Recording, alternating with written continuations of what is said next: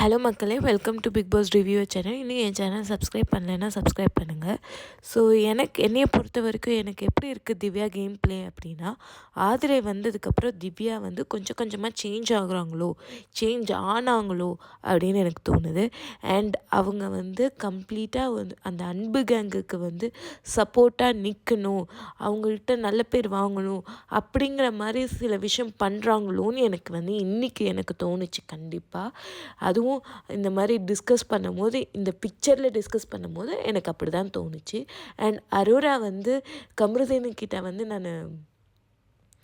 அரோராவோட game play வந்து ரொம்ப சீப்பாக எனக்கு தோணுது. ஏன்னா கமருதீன்கிட்ட நான் ஃப்ரெண்ட்ஷிப்பாக நடிக்கிறேன்னு சொல்லி ஒருத்தவங்க சொல்கிறாங்கல்ல, ஆனால் நேற்று வரைக்கும் அவங்க சொல்கிற வரைக்கும் நம்மளுக்கு தெரியல அவங்க நடிக்கிறாங்கன்ட்டு.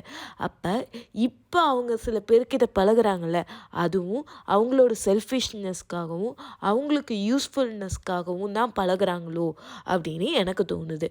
அண்ட் அவங்க வந்து அவ்வளோ கேவலமாக கமருதீனை பற்றி சொல்கிறாங்க. எஸ், கமருதீன் வந்து ஒரு காஜி ஃபெலோன்னு ஒத்துக்கிறோம், ஓகேவா? ஆனால் அவ்வளோ கேவலமாக வந்து உன் கூட இருந்தபோது அப்படிலாம் தெரியலையா? அப்புறம் வினோத்தை தப்பாக பேசுகிறாங்க, கேரக்டர் அசாசினேட் பண்ணுறாங்க. எனக்கு புரியல. இதே தான் வாட்டர்மெலனுக்கும் பண்ணாங்க.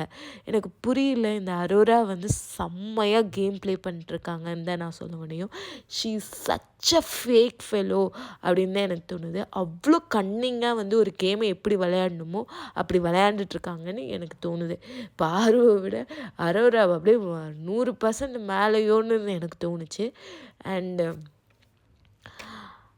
அரோரா வந்து கமருதீன்கிட்ட நான் ஃப்ரெண்டாக பழகலைன்னா ஏதாவது அவன் என்னை சொல்லிடுவான் அப்படிங்கிறதுக்காக தான் நான் அவன்கிட்ட பழகிறேன்னு சொன்னாங்க. அப்படி என்ன அவன் சொல்லிட போகிறான்? துஷார் மேட்ரு சொல்ல போகிறான். அது ஊருக்கே தெரிஞ்சது தானே. அதை சொன்னால் அது பெரிய விஷயமா? அதெல்லாம் எனக்கு ஓவராக இருந்துச்சு.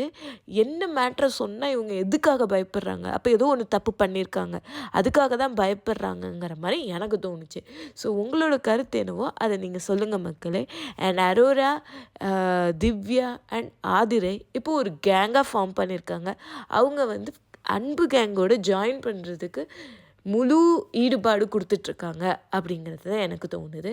ஸோ இவங்கெல்லாம் வந்து வீக்கெண்டில் ஒரு மாதிரி எப்படி விஜய் சேதுபதி பேசுகிறாரோ அதை பொறுத்து இவங்க மாறிக்குவாங்கன்னு எனக்கு தோணுது. ஸோ உங்களோட கருத்து என்னவோ அதை சொல்லுங்கள் மக்களே. Thank you. Like, share and subscribe my channel.